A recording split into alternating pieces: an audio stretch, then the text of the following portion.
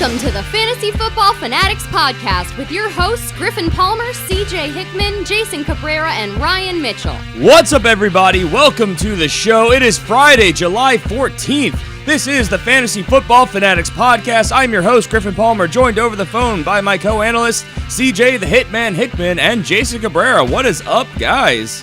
What's going on, Are man? you yelling at me?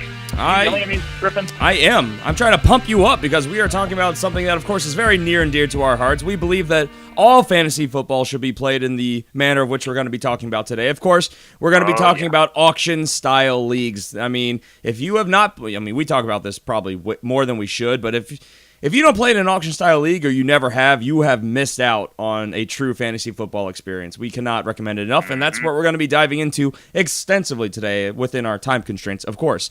But yeah, that's basically the main portion of the show today. We've got some top headlines as well. A nice warm-up question that should be a little bit fun, hopefully eye-opening, but we'll see how it plays out because we haven't talked about it. Please make sure you guys subscribe to the show on iTunes and Stitcher and Podcast Addict and YouTube and, basically wherever audio is available. We should be there. If not, send us a message. We'll be happy to get there. Easiest ways to follow the show, of course, is on Twitter at the FF Fanatics. Keep up with the show, especially for updates in between episodes. Best way to get breaking news during the season. We're really active on Twitter during the season. On Facebook at facebook.com/thefantasyfootballfanatics. We can also accept email questions at thefantasyfootballfanatics@gmail.com. I got to stop slacking off and set up the actual website email address. All of our rankings are live on the website, thefantasyfootballfanatics.com as well. So quarterback through tight end, all of our offensive positions, defensive positions coming soon. And of course, if you want to support the show, head over to patreon.com/thefantasyfootballfanatics. Get yourself a bunch of bonus perks every single week, including a bonus episode every single week. So if 2 episodes a week is not enough for you, get a third one, which we usually have more advanced topics. That's where we're talking usually IDP and a lot of these other concepts that if you caught Tuesday's show, a lot of those alternate ways to play fantasy football, we usually dive into a lot of that stuff and advanced metrics over there on the Patreon show. So again, that's patreon.com/thefantasyfootballfanatics. We appreciate all the support. What was that site one more time? What was that again? Patreon.com/thefantasyfootballfanatics. That's awesome. That's awesome. All right, and a lot of cool stuff coming to that site as well as we're getting closer to the season. So check it out. Helps us keep the lights on. Helps us keep doing what we're doing. And also, big news, of course, if you want to play against the three of us in fantasy football during the 2017 season, you have an opportunity to do so. All you have to do is head over to iTunes, give us a rating, give us a review, and that's it. You are automatically entered for a chance to be randomly selected to play against us in fantasy football. This is our Listener League iTunes review challenge for this season. At the end of your review, just make sure you leave us a Twitter handle or an email address so we can reach you when we do the random selection. So again, iTunes, rating, and review. All you got to do. Doesn't have to be a 5-star review, though we greatly appreciate that. That helps the show out. Honestly, at this point, a lot more than even Patreon does. So, if you can't open up the wallets and help us out financially, it's great help, and you can have a chance to play against us. And it doesn't get much better than that. Fantasy football. That's why we're here. So let's go ahead and move into our warm-up question of the day, and this is simply a who would you rather own question. Now, I have 3 players here, and we haven't really talked about this at all. And I have 3 players. These are all 3 wide receivers, which you could probably guess by the targets and receptions that we're going to be talking about. And I want to know, guys, who would you rather have on your fantasy football team? We don't know who these are. I know, but you guys don't. Player A had 173 targets in 2016. Of those 173 targets, he had 96 receptions, which equaled out to about a 56% catch rate. Not very good. He was able to turn that into 1,321 yards and 12 touchdowns, though, so that's pretty awesome. Player B had 152 targets, of which he turned them into 97 receptions, so less targets, more catches, turned out to be a 64% catch rate. He had 1,257 yards, 14 touchdowns, so more efficient, less yardage, more touchdowns. Or would you rather have player C, 121 targets, 92 receptions, which came out to a 76% catch rate. He had 1,137 yards and 9 touchdowns. Guys, which of these 3 players, looking at these stat trends, catches your eye the most? Who would you rather have in 2017? Well, I'm going to take a strategy approach here because you got me with this last year, and I'm not falling for that crap again. I got you with this last year. I got you with knowledge and numbers. No, you got me with foolishness. You try to play me and get me to get players that I don't like. No, this is simply an eye-opening exercise where you take the names away from it and look at what they actually do. Yeah, you go. I open yourself in the face. Jason, you go first. Want me to go first? All right. Well, I mean, these three players are very indicative of what you see and kind of what you have to decide you want to go for. The first player is obviously really enticing. He got 173 targets. That's by far the most of the three players. However, 56% catch rate bothers me. That's he almost dropped half the passes thrown at him. So that I don't like that very much. Player B, 152 targets, so 20 less targets. However, more receptions, 97 receptions as opposed to 96 receptions, and then more touchdowns.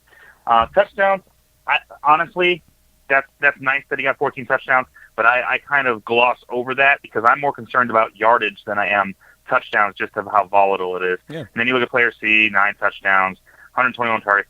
So he didn't get a lot of targets, but he caught more targets that were thrown at him. So that's good too. However, I think I'd probably go with the best of both worlds. I'd go with player B, 152 targets, so he got more targets than C, less targets than A, but he caught more than A, and still got 1,257 yards and the most number of touchdowns. So I would probably go with B. All right. Yeah, that was my thinking as well. You got a guy a good mix of both, getting a good target, so he's getting looked in the offense. He's being a part of it. Plus, you got the touchdowns, which is good. I mean, it's a variable. It's not always consistent, but it's always a plus. And then you got the yardage. So that was my thinking too. Yeah. I mean, looking at it, I'm not putting the names to it. I agree with everything you guys have said. Yards are the thing that are consistent and predictable. Touchdowns fluctuate widely year to year. So, I mean, the 14 touchdowns is nice, but really I threw the touchdown totals out whenever I look at stuff like this when we get questions. Yeah. 14 touchdowns, that's amazing. But these things tend to go back to the mean, which on average for a high-level fantasy wide receiver is usually somewhere around 10 touchdowns. So 14, that's a great season. 12 is a great season. Player C was much more average. I mean, obviously less yards, more touchdowns, but that 76% catch rate, that's really enticing. So, I mean, yeah. I assumed you guys were probably going to go with player B or player C, even though player A had the most yardage and most targets by far. Do you guys have any guesses who these players are? You both went with B. I was trying to look them up, but that's cheating. No, it's not. CJ does love to cheat. It's not cheating because I didn't want to get screwed out of this. Oh, okay. So, what are your guesses? Who do you guys think these guys are? Dang it. Bonus points if you get them right. Of all the players in the NFL, this is wide receivers, right? These are all three wide receivers. Yes. Okay. Okay, well, if I just got to hazard a guess as to who we're looking at here, this is last season? These are based on 2016's numbers. Okay. 12 touchdowns, 14 touchdowns. I'm going to say player B is Mike Evans. Player B? Player B. Okay. Incorrect. Incorrect? Incorrect. Okay. Well, of the 1,400 frickin' players I could pick, come on. I know. Well, we know they're three high-level wide receivers, so that narrows it down a little bit. Yeah, that's true. Player C, for some reason, I'm thinking Des Bryant. Looking at those numbers, although the percentage is probably too high. Yeah, no, that was not Des. CJ, any guesses? That player B is just because I know it's not Antonio Brown. We talked about him. He got like 13, I think. So I know it's not him. Yeah. And I'm like, it's not Odell because I remember the bet I had with Ryan, and he had Odell. No, I'm sorry, Antonio Brown had more touchdowns than him, so I know it's not that. That's puzzling. It's the touchdown thing that's blowing me because I'm trying to remember that list. Well, I'll just tell you guys so we can move on. We've had enough time for the people at home to try and figure it out. I did not use the big three, as they are known wide receivers for this exercise. Antonio Brown, Odell Beckham, Julio Jones, not in this equation. Player A, who none of you wanted, and myself included in this, was Mike Evans. Mike Evans, who is going in the middle of the first round right now. Player B and Player C are both going in the second round, and we both said we'd rather have those players. Player B is Jordy Nelson. That makes sense. Player C, that makes sense. Michael Thomas. So, I mean, taking the scenario, taking the names away, I mean, we got a guy who's going well ahead of these. I mean, not obviously rounds and rounds ahead, but at that point of the draft, that's huge stock difference between first round, middle first round, middle second round. And these are guys who were saying, based on the stats, taking the trends, taking the names, taking the situations out of it, we'd rather have player B or player C. So, and this is why I kind of take this look to fantasy football with the stats. What? And you know what? No, putting the names to those players, I wouldn't mind either one of those players on my team, honestly. But of course putting the names of those players, I kind of still would pick player B. I kind of would still go with Jordy Nelson because I do trust Jordy Nelson a lot. I like Mike Evans quite a bit, but I see Nelson as the safer bet, especially with all the new players added to that team. Michael Thomas, that does change things a little bit for me because, that's 9 touchdowns, that's 121 targets. But you know what? That was also his rookie year. So, I would still... scenario that you're going with. Different scenario, yep. Yeah, when you put the scenario in it with, of course, Brandon Cooks being gone, it gives a lot more incentive to him. Very much. Flip-flop. Yeah. Flip-flop, changing everything? Flip-flop. You got to. I mean, just looking at this and now you put the names and you projecting forward this season, I think you got to go... I think Jordy can still do the same thing. You know, he could probably... That's something he can double down on this upcoming season. I think you would probably flip Michael Thomas numbers with Mike Evans numbers, just because the additions that are there and the Buccaneers offense, I don't really see him, doubling down. I could see that this year with that. Yeah, so I agree with that. Yeah, I would flip flop that. So based on the efficiency, I think it would maybe work out possibly even better. Who knows? Oh yeah. Higher targets, same amount of efficiency. That's a scary player right there. Mm-hmm. So just for the sake of argument here, CJ, you actually have Mike Evans rated above Jordy Nelson. Yeah. Does this change your... no, according to the current ratings, you have... you do. You both have Mike Evans higher than Jordy Nelson. Does this change your rankings at all, or you're going to keep it the same? I mean, this is once again, this is a thing I knew that was going to happen. I mean, you're in love with Jordy Nelson. No. You guys picked player B. I did not make you pick player B. You can look smart right there. So I understand this. So listen. That's not what this is.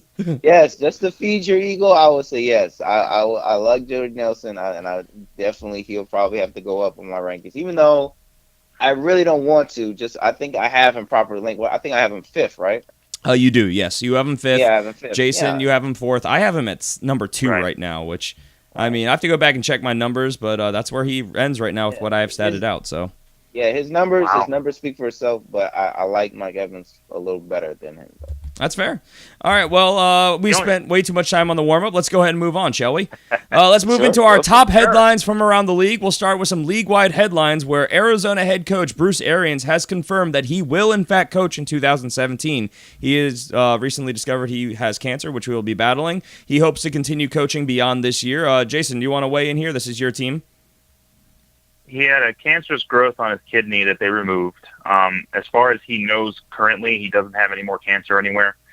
So he should be fine through the 2017 season. And as far as we know here in the desert, he's the coach for the foreseeable future. So we hope the best for Coach. You know, he is a great coach. He's the best coach we've ever had out here in the desert, and I really hope that he stays good and healthy. Oh, yes. Yeah. He's too mean to die, though. He's too mean to be sick. That dude... They just cut the cancer out, and it'll go crawling back to where it came from. You know, that's how he works. Yep, incredibly well-respected and a player's coach in the league. Everybody likes Bruce Arians. Go ahead, CJ. You get Absolutely.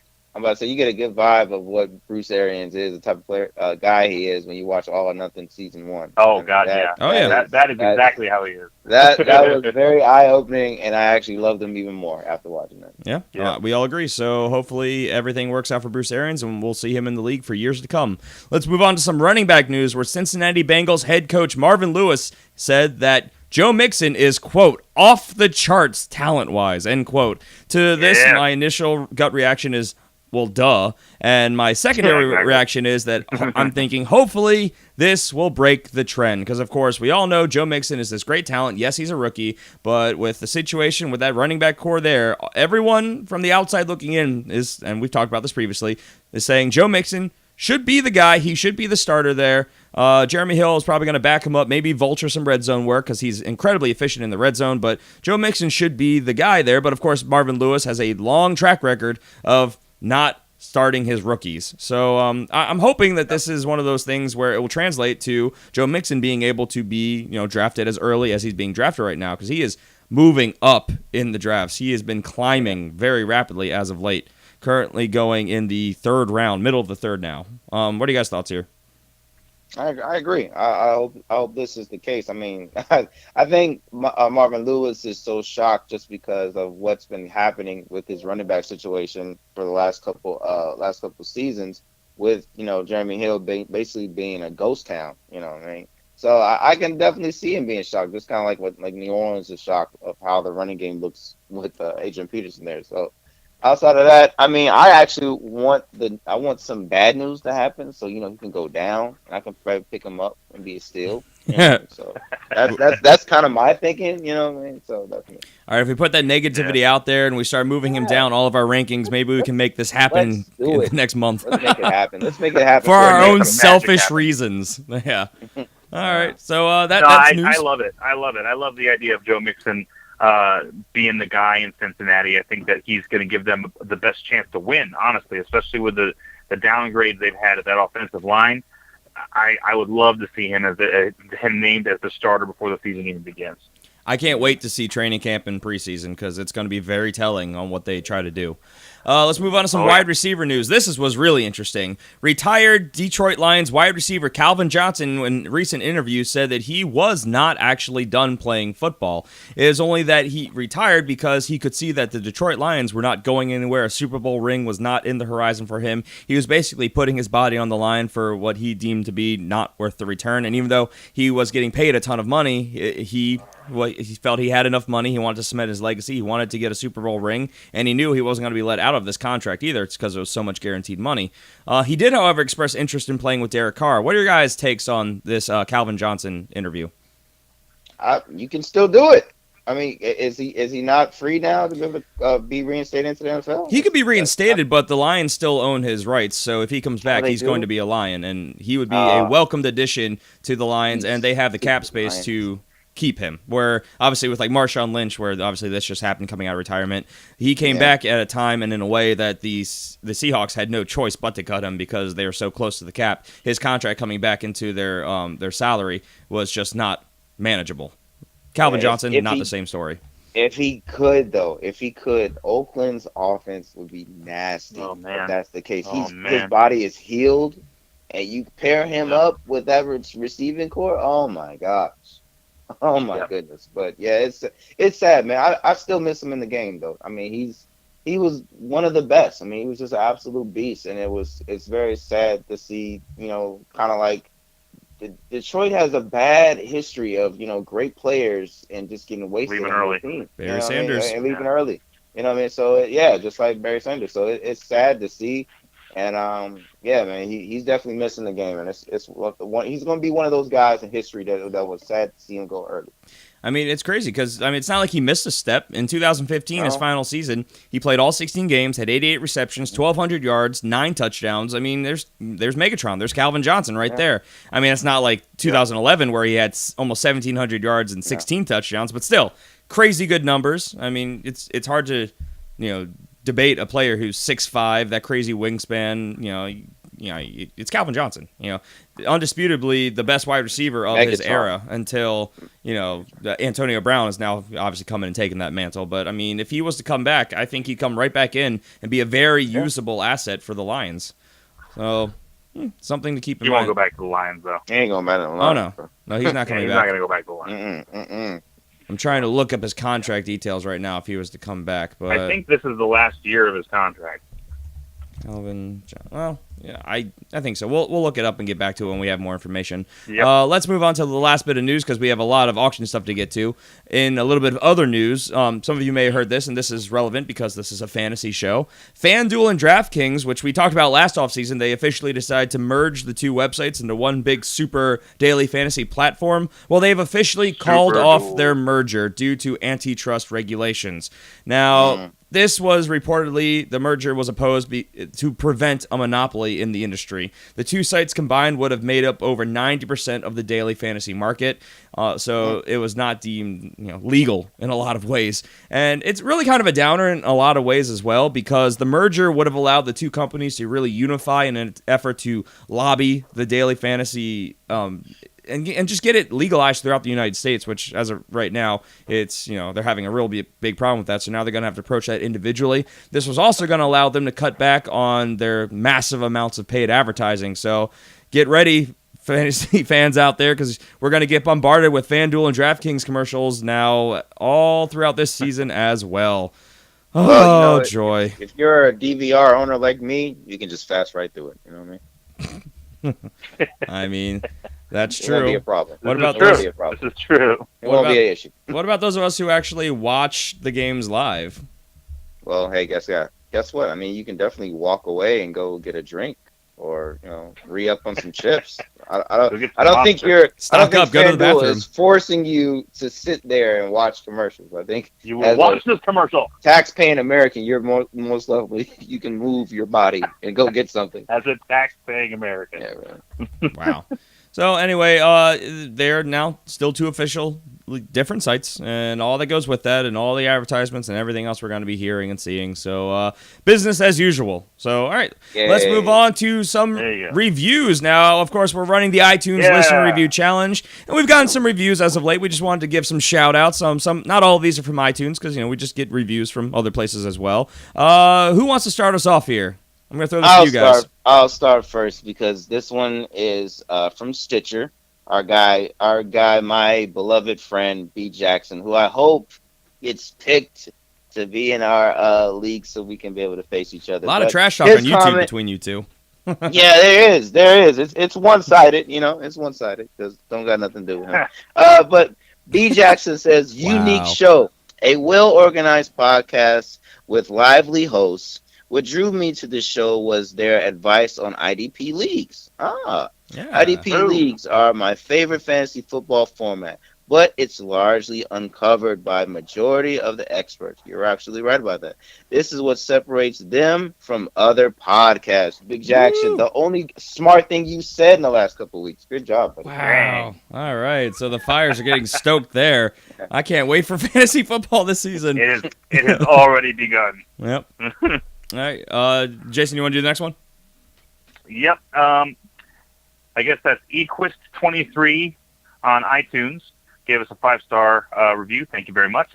Thank you. Said simply, great show, great info, and arguments. They like the arguments. Yes, we do a lot of arguing. Yeah. We're passionate. We have very different viewpoints. I think that's what makes it good. You don't want a quiet show. You don't want a gentleman's show. Oh, good idea. Good idea. Let's all just agree with each other and move together in a very slow and dignified manner and put the audience to sleep. We could do that. Right. All right, last one. CJ, back to you. All right, Celtic. What is that? Fanatics. Celtic Fanatics. Another iTunes review. Thank you for that. 5-star review. Great show. 5-star. Ooh, that's even better, man. Good job, buddy. Yeah. 5-star. This show is great for anyone who loves fantasy, and they're always giving great insight. Absolutely, man. Thank you, guy. Yeah, so we appreciate the reviews. Guy. We'll obviously keep reading them out as we get some, and we'll probably lean towards the 5-star review. So if you want to shout out, that's better for us to read on the show live. Just saying. So we appreciate the feedback, guys. It really helps us out a lot. We like the advice, and of course, everyone's entered to be in our listener league, so that's half the fun. Some people felt the need to review on multiple platforms, which we also appreciate. So let's go ahead with that and move on to our topic of the day, which is auction style drafting. I am so excited. This was one of my favorite shows to do last year. Wasn't the most downloaded show, and I'm kind of expecting that to be the case yet again this year because, not everyone plays auction. In fact, a very, very small percent of people out there actually do. Less than 5% last time I saw. I'm not going to say they're cowards. I don't want to say that to anyone out there. Chickens. But no, I think it's just a lack of knowledge. I mean, standard fantasy football is redraft leagues. But now we're in this day and age where there are, and we'll go back to Tuesday's episode. We talked about dozens of alternate ways to play fantasy football. Auction is just one of those many ones among them. But this is one of those things that doesn't matter what the crazy format you play is, or 2 quarterback, super flex, whatever it is that you like to do, you can still do an auction draft. So, Yeah. I mean, to us is hands down the best way, bar none, to draft your fantasy team. Live drafts are great. Redraft, online draft lobby, that's standard, that's fine. But auction drafts are where it is at. So let's start off with the basics. What is an auction draft? You guys want to start this, or you want me to go into it? Why don't you do it? Because I feel like I'm going to get like a smooth jazz thing in the background, and you're going to give me like some Morgan Freeman aeration. So you do that. I don't have any smooth jazz queued up on the soundboard. I'll have to get some. It's all right. But, I'll just imagine it. Just go, okay. Just do it. Well, Do essentially, for those of you who don't know, and we've talked about this in previous episodes, and compared to where in a standard redraft league, which is what it's called when you do your normal snake draft, and like any website out there, primarily any of the big sites, that's what you do. You have the first pick. It goes all the way down to the 12th player. Goes down to the next round. The 12th player gets a second pick, works its way all the way back to number 1, and so on and so on and so forth. A continuous line like a snake. That's why it's called snake drafting. An auction draft, draft position does not matter at all in the least, because when it is your turn to pick, as you would in a regular league, all you're doing is nominating a player. You have a budget. You have, in standard auction leagues, you have a $200 budget. You have to use that $200 to fill out your 15 or 16 person roster. Depending on your website, they fluctuate slightly. So that you have to take into account a lot of things. And I don't want to scare you off by saying that, because this is just kind of the overview. We'll get into it. But when it is your turn to pick, you spend $1 to nominate a player. That player then goes up on the board, and as a timer counts down, every single person in your league has an opportunity to bid on said player. And in most leagues, the way it works is once it drops down below 10 seconds, if a bid goes in, doesn't matter if it's at 8 seconds, doesn't matter if it's at 1 second. Once that bid goes in, it goes back up to 10 seconds. So it can kind of keep going, gives people a chance to check their notes, play mind games, whatever you want to do, because, I mean, we'll get into all of that strategies and stuff, but auction drafts are way more in depth, and it's that cool approach that if there is a player that you want, you can get him. If you are willing to penny up the cash, you can get your player. So that's all it is to it. It's an auction, highest bid wins, and you just keep on moving. Anything you guys want to add before we move on? I just want to know, you comforted me, man. You scared me off a little bit, but when your smooth voice said, "Don't be scared," I brought you back. I brought you back in. I'm good. I'm back. Now, many questions that normally come into play with auction leagues that people haven't played is obviously, what's the normal time frame? Now, a redraft league, we've talked about this in the past. If the entire league is present, they know what they're doing. Generally, they fly by. You know, a normal redraft league, if everyone really knows what they're doing, can be over in 45 minutes. People who don't, and they use the full extent of the timer, depending on the size of the league, and it can extend out to being an hour, hour 15, maybe hour and 20. That's your standard league, your standard way of doing it. But most people would agree that the draft is the best time of year. The only thing that ever tops that is actually winning your league, which only one person in your league gets to do. So, and also, if you have big get-togethers, why do you want it to be over so quickly? Why not enjoy it? So in an auction league, because of the way the timer works, the leagues typically go much longer during the draft period. The average that I would say is closer to about 3.5 hours, which is great. And, some people say, oh, that's so much time. It's really not that bad. In our big league of record, we have extended rosters where we have IDP positions. I think we're drafting 300 and some players. I forget what our actual total is per team. That league is a 9-hour draft. So just putting that in perspective. You're not going to do that. We do that because we're crazy and we like it that way. Yeah, but if you don't have the flexibility like us, if you're kind of strapped down, maybe whipped a little bit like one of our hosts that are no longer here, that's probably going to be an issue. Wow. For you. So I can understand that. Yeah. Throwing Ryan under the bus. Whoa, Ryan! Whoa, no, I didn't say his name. Moving forward. That was you. Basic math, there's 4 hosts and 3 of them are present, so that leaves 1 person. So anyway, you do math. Good job, man. Yay. I would hope you know math doing fantasy football. So basically, essentially, it lasts longer, and because of the way it works, where everybody's bidding on players, you can bid up players, you can do mind games, try and sneak people in at the last second, stay dormant in a draft, and try and bid up at the last second to get into the bidding, and all these mind games and ways you can approach it. These drafts are way more interactive, they're way more fun, you can go get your guys, and it just goes longer because you're having a really good time. We can't recommend everyone in the room also doing this together. I mean, you've never seen hatred where a guy thinks that they're about to get their player, their sleeper, their guy that they are super, super high on, and they've been wanting all offseason, and then at the last second, someone bids them up, and then they keep bidding them up, and just keep on bidding up the player. And you might be getting a guy for what you have in your notes as their value, but it's your guy, so you're willing to go a little bit over, and you get that person to there overspend on that player. I mean, all these are many aspects of strategies of auction drafts, and we'll get into that in a minute. Another thing that you generally get is what are the perks of auction drafting over redraft leagues, and it's a lot of the stuff we've already mentioned. You can get your guys, and you can play mind games, and the draft lasts longer. I mean, what you guys say are some other perks to auction drafting over redraft leagues? What do you things you guys like the best about it? One thing I like is you don't have to get stuck. I mean, one positive and negative is you don't have to get stuck with a player. Like if you like to play little mind games like me, you guys kind of mentioned this in the last show. I like to draft some people that I definitely don't want, but I know other people will want. And if I, do and play the game a little too long, I might get stuck with them. But if you play the game correctly, you can, like Griffin was saying, you can get that person to be able to overspend, which means their budget is going to be a lot lower than yours, and you can get them out of the mix for later on. I mean, I know we're probably going to get to that later, but I think later on in the drafts, those are the money rounds. Yep. I think it's 32 players in our league of record, just thinking out loud. Sorry.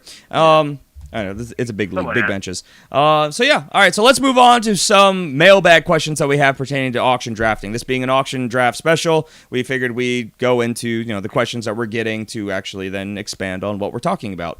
And I think we'll really kind of fill out most of the areas through these questions. The first one came in from Bruce from Gotham.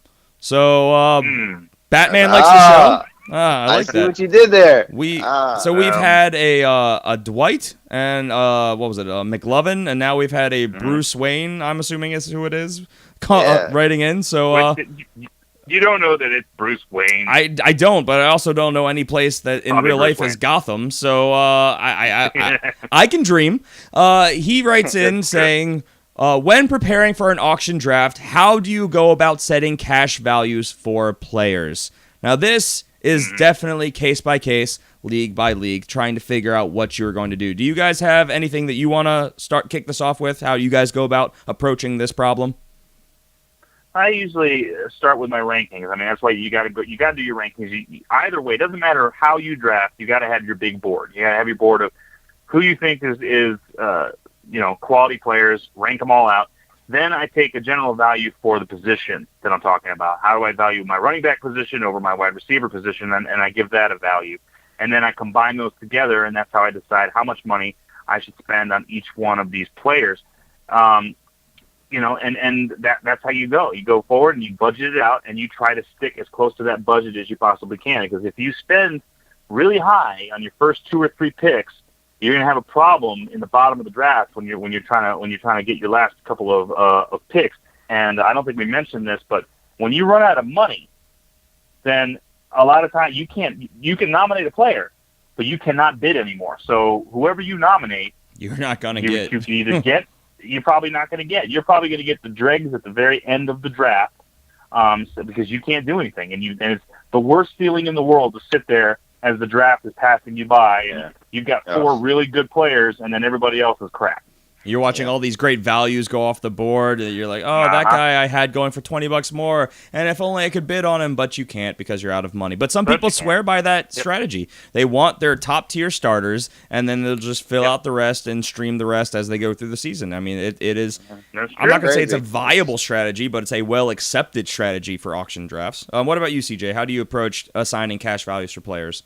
Well, I mean, it's a little bit like what Jason said. I definitely look at my rankings, and then after that, I take that and I go around, do some research, look what their average auction values are, take that into account, and then I lay everything out in front of me, and then I'll be able to see what who I really like at that position when when it comes to my offensive. Because this is really off a standard, right? This is not really going off of what we do for our league, right? Well, I mean, an auction league is an auction league, but we're not taking into account IDP or anything like that for this. I mean, you can if you want to, but I wasn't going to go there this show. Yeah, I'm just going. I figured you were going to say that. So off of the show, so mostly standard. So that's how I look at. And then it's it's just really tough for me because the league that we do, we have a lot bigger budget than just the 200. So it's even more stressful looking at it and then saying, okay, this is what I gotta go. I gotta go $50 here, but I really don't want to. I'm not going over this, and then I'll lie to myself and definitely go over that, and then it's when you've got your even guy. worse. It's I got my guy, but just another dollar. Yeah, just later on, it's gonna suck because just like you guys say, that is the absolute worst feeling in the world. Later on, what is it, like 7th, 8th round, you don't have enough money to go get somebody that you really want, that you forgot about. Like, oh snap, that's that guy. Oh yeah, you know what? You reached your limit. You can't. This is why being there in person is the best, because you get those people who are just antagonists that are just like, come on, CJ, what's one more dollar? If it's your guy, come on, one more dollar, and you got him. I'm only bidding one more, and of course, then you'll usually be lying. They'll bid you up again, and this is where rage starts reaching new peaks during fantasy drafts. Emotions have to be kept in check. You have to stay disciplined. Once you finally set the budget, I would say write a couple stars or a money signs on guys that you're probably gonna have to go over a little bit. But after that, the rest of the dudes, you gotta stay disciplined because you're gonna ruin yourself later on in the draft if you don't do that. Exactly. So I'll just agree with what both of you guys said. There are average fantasy values, average auction values, I should say. Just like there is average draft position, you just it's a little bit harder to find because it's a different level of research. It's not as widespread. It's not as commonplace. But if you go to most of the major websites like NFL.com or ESPN, they will have those values based on what mock drafts are doing right now. With that, you tend to know what the trends are and what the values are for each player and each position group. Like the top tier elite running backs and wide receivers, they can sometimes get up into the low 60s. This is based on your standard $200 auction budget. The top tier quarterbacks, they might get into the mid 30s, and then most of your tight ends will usually be in the 20s, the top tier, unless it's Gronk, which I've seen go as high as the 50s. So it's case by case, and then you want to take that information and, like Jason was saying, and CJ said as well, mold that in with your rankings. You prioritize your guys, you set your values where you want them. You can follow it and just go off of that, but every draft's different, every league's different, every group of people draft differently, so you have to be prepared to be flexible, and you just ride out the draft. And I'll do exactly what you guys did. I'll assign my rankings. I'll have a number that's my set value, that I will not go over this, but there's those couple guys that sometimes you'll go a couple dollars over. So it's just the way it is, and there are many different strategies, which again we're going to get to very soon. Let's move on to the next question, though. This one comes in from Natalie in Baltimore, Maryland. She says, my league has made the switch to an auction-style league. How can I adapt my strategies from snake drafting into auction drafting? Not as easily said as done, because snake drafting and auction drafting are very, very different. What are your guys' thoughts here? Yeah, it's a completely different world. I mean, like we mentioned already when we went over what the auction draft actually is. Position makes no difference, so it doesn't matter if you're the first person drafting or the 12th person drafting, and you need to come up with a budget. Like we said, you can budget your money, figure out how much money you're going to spend on each position, and try to stay as strictly to that as possible. And then, of course, mind games. I mean, like you said, and I don't mean I'm not a mind game player. I don't play the mind games like these guys do. Part of it is because I'm in Arizona when we're doing our draft, so I'm usually on Skype or something like that, so it's kind of hard to play mind games over Skype. But we got to get Jason to the draft fund going. Good luck with that. But it's not just coming up with mind games; it's figuring out the mind games. And when somebody starts to bid you up, and I think I mentioned in one of the previous shows, I had someone try to bid me up on Larry Fitzgerald. And I had to recognize that was what was going on, and just be able to put my hands up and go, okay, go ahead, take him. You want him for that high? You take him.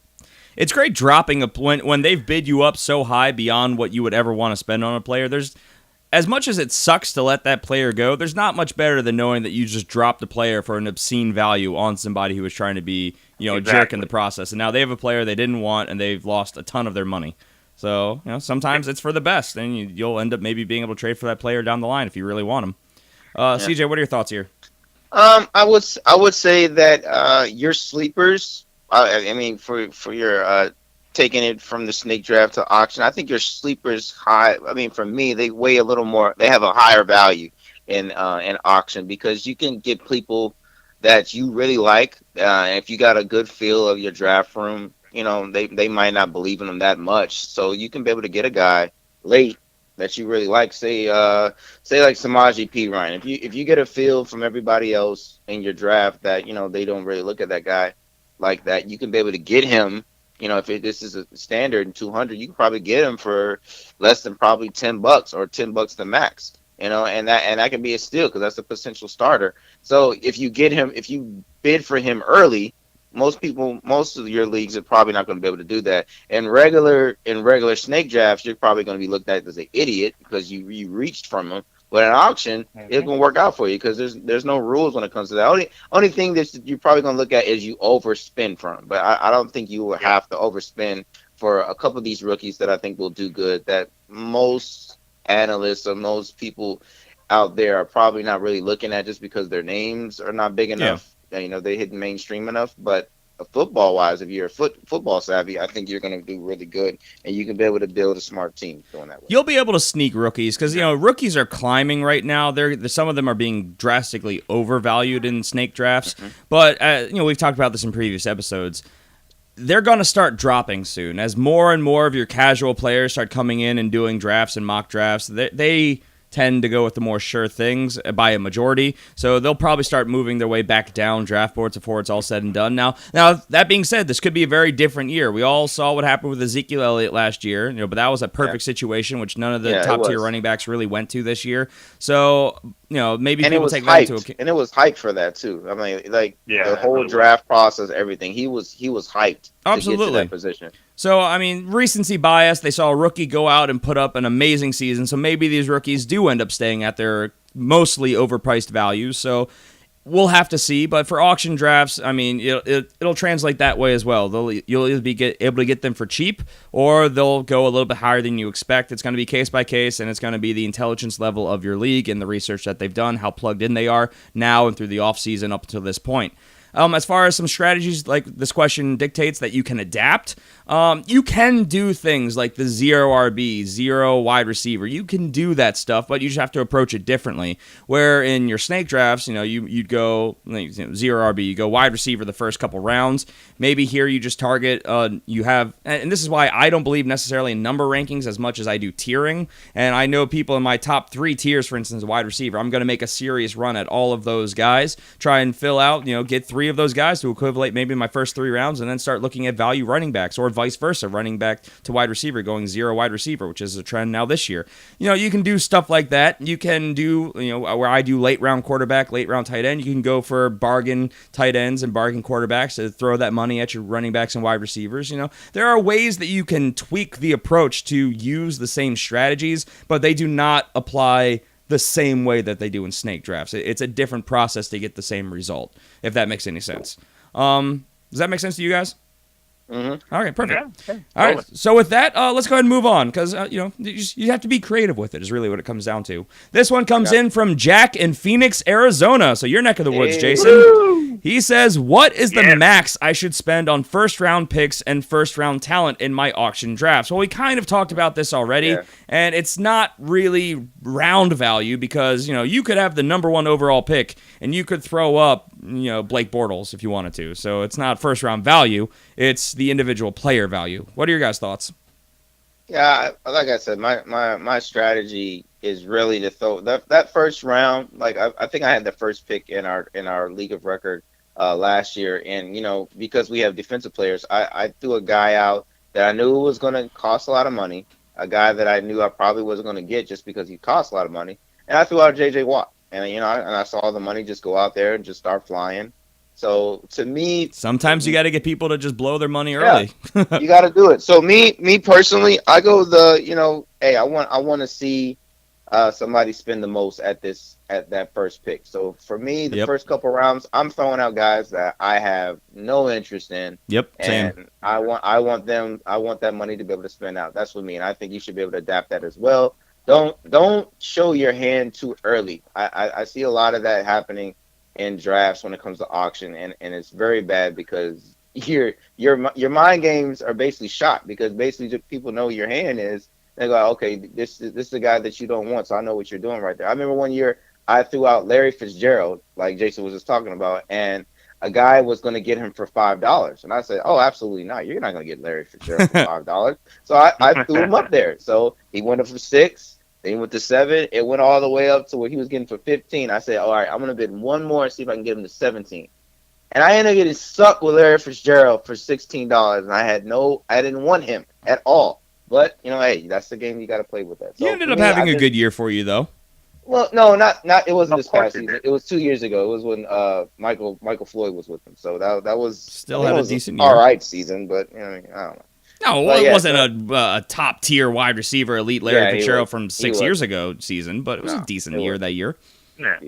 No, but no, I get exactly what you're meaning, CJ, and all the way across the board. And this is where the strategies and the mind games and all of that comes in. And yes, people are much more willing to throw out large sum of monies early in drafts. They're excited. Draft season is finally here. Your draft is finally happening. You've waited an entire calendar year for this day to come. A player that's really exciting is on the board. Let's throw money at it, see who gets it. And for your savvy auction players like the three of us, we throw out those big names that we personally don't have a lot of interest in, that other people we know are going to go a little crazy over, and you try and get their budgets down so then you can swoop in and get the players you want later on because they can't keep up with you in the bidding. Right. I mean, this is just one of many strategies you can use, but this is a sound one that most people would pretty much swear by, and then you kind of branch off from there. Others don't do this at all, but this is kind of how we tend to approach it. Am I correct in saying that? Yeah, you're right. Jason? Yeah. Now, one of the things he's saying in his question here also is he's asking for first round talent. How much should I spend? Which is a kind of a better question, because first round pick doesn't matter. Right. First round talent, when nominated, that's kind of what matters. And like we already mentioned, it really depends on how you value a position over another position, and how you value a specific player over another player. You heard Griffin go through your average amount that people spend on different positions. So really, it comes down to figure out how many players you're going to get, figure out how much money you've got, and how much you're willing to spend on each position. And then, of course, you're going to make, like what CJ said, a little bit of combination between my two fellow analysts. You're going to put money signs on guys that you value higher. That you say, okay, he's a wide receiver, and I've got my wide receivers at this much money, and he's already hit that much money, but someone bid him up a little bit higher. Am I willing to go higher? And if you really believe in somebody like say Jordy Nelson, we talked about him earlier. We believe in Jordy Nelson. We think he'll be solid. Then maybe you go a little bit over, but you have to remember, when you go over in one position, that means you're going to have to spend less at another position. Correct. So that's the bottom line. You need to watch your budget like a hawk, and you've got to have your board in front of you, and you got to do the homework, because you can't just sit there, wait for a name to come up and go, oh, I like that person, and then bid up. You've got to. I know that do your player homework, because I know that name. If it's a shiny player, look, tell you what. Yeah. So you've got to be careful, because like what CJ said, you can absolutely forget about a player. Easily. I don't remember how many times, and during our League of Record drafts, I've heard someone go, "Oh man, I completely forgot about that guy." Because it's chaos in an auction draft. Because it's chaos, but that's why you got to have your board in front of you. You got to do the homework. You got to prep yourself. You got to have your targets. And that's the bottom line. As far as setting a number and saying you shouldn't spend more than this on a first round draft pick, I'm not going to say that. No. I don't think the other two guys are going to say that. No, it just depends on a player. In fact, this is me peeling back the curtain a little bit and getting a little bit more advanced on how I approach auction drafts. I'm not sure exactly what you guys do, but we talk about average auction values and assigning your value. But in reality, what I do is I research those values, and I'll put a range. So the guys that I'm higher on, I'm willing to go higher on. I have that range beyond that I'm willing to go. Now, I will stick to that generally, 9.5 times out of 10, because, I'm trying to keep my budget in check. So, it's just one of those, many different ways with like tiering instead of ranking, ranges instead of strict values, that you can kind of prepare yourself for many different variables that can happen in the draft. And you have to be ready to adjust your strategy on the fly, because, you have your strategy. Well, 11 other people have their strategies, and there's so many different ways to approach auction leagues that every single person in your league could be doing something completely different. Then you have to adjust to what they're doing. So just or even worse, everybody in your league could be doing exactly the same thing. So I mean, it's one of those things. You have to be fluid. You have to absolutely, and even more so than in a snake draft, you got to let the draft come to you. You can't, if you overspend early, you're going to hurt later. Absolutely. And we keep throwing out J.J. Watt's name for the standard players out there. We'll say Antonio Brown. How about that? More easy to follow. Brown. Ooh, shiny. All right, so let's move Julio on. Jones. Julio Jones. Yeah. Le'Veon Bell. Yeah. So on and so forth. Rob Gronkowski. Sure. All right, moving on. Next question. Damian from Frederick, Maryland. He says, should I value my players differently because of an auction draft? No. Wasn't really sure what he meant by that beyond what we've already talked about. What were you guys' thoughts here? My thoughts was no. Well. It doesn't matter how you draft. What matters is your scoring. You know, you're gonna value your players based on what your league's scoring method is. If it's PPR, then obviously you're gonna value those pass catching running backs higher than you would in a standard. You know, that's how you value your players, not how you draft. Yeah, I agree. It depends on the format and when it, like Jason said, on the scoring. But overall, it's still about getting your board together, sticking with it, and putting a number on guys, getting a range, like Griffin said. I agree with that method. I use that as well, and just going from there. And good luck, basically. Yeah, player value should never be dictated by the draft format. It should be dictated by the league format, and that could be roster consumption. How many quarterbacks or wide receivers or running backs or tight ends or flex options and players that you can put in those flexes, and the scoring. That's what affects the value of players. PPR leagues, the standard leagues, obviously the higher volume guys get a bump. Really has no effect in your drafting style. Maybe if you're doing like a best ball league, you approach things differently there. But this is just an alternate way to draft your team than going into your typical league. So shouldn't have much effect there. Let's move on. How are we doing on time? Okay, this will be the last one. Josh from Philly. I didn't know if I want to say Philadelphia or Philly, so I just stuttered over it. Josh from Philly. Philadelphia. He says, what are some of the most common strategies for beginners for their first auction draft? Now, I would say some of the most obvious ones we've kind of already touched on. There are the people who will bid high on getting their 2, maybe 3 stud players, and then they look for late round values to fill out the rest of the roster. There are people who value shop. There are people who will try and get like a mid-tier team across the board to have good value. These are just some basic strategies. What are your guys' thoughts here?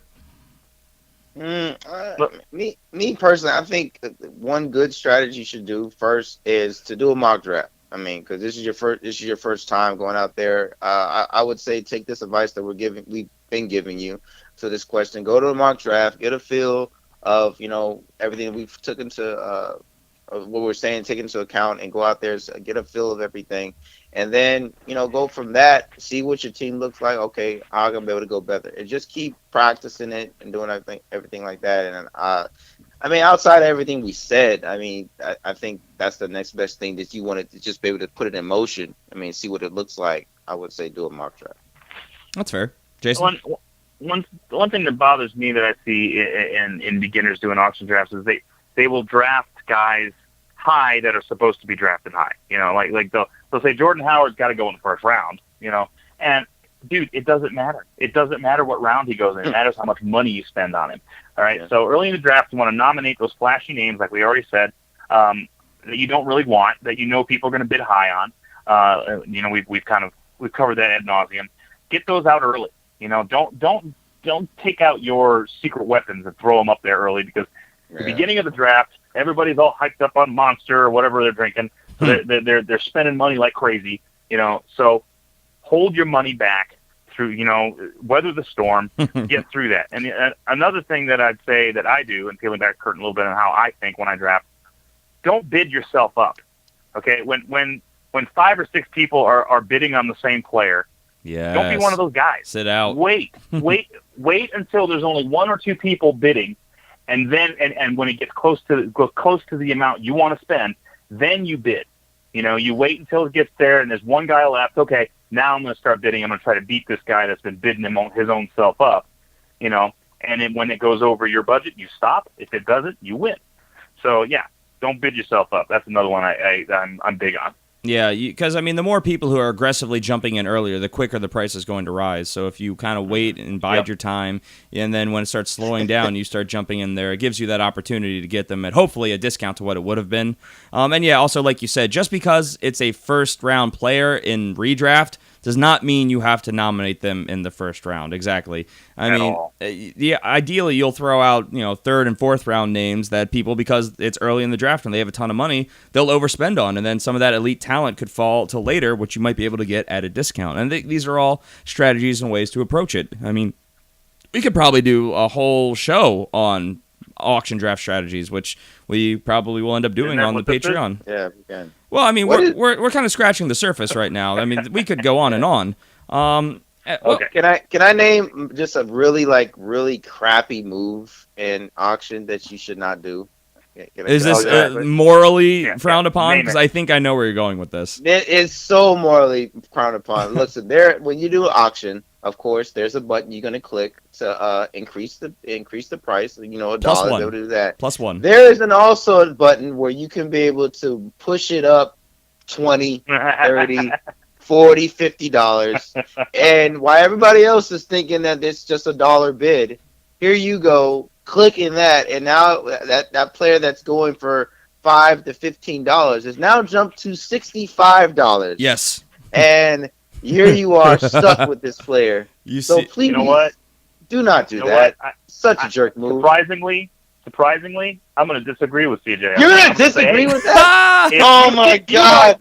If you are not paying attention to the draft, you're just clicking the button, then you deserve to get bid up to $65 on Martavius Bryant. Okay? I'm not going to say they're not paying attention. They could just be in an intense war, and they're just thinking that it's going $1. Then all of a sudden, here comes this jerk come in there, Eric, that comes out of nowhere. Oh, shots fired at a league mate. Now it's $55. Don't do that. I mean, I see this happen in more leagues than just our league of record. Yeah, people are doing that. Click. One player, player two, 1 2 1 2 1 2 1 2 1 2 1 2 1 2, and then like a 3 will sneak in there really fast, and it'll be going from like 11, 12, 13, 14, 65, 75, 85. Whoa, what happened? And everyone's like, oh, what do we do?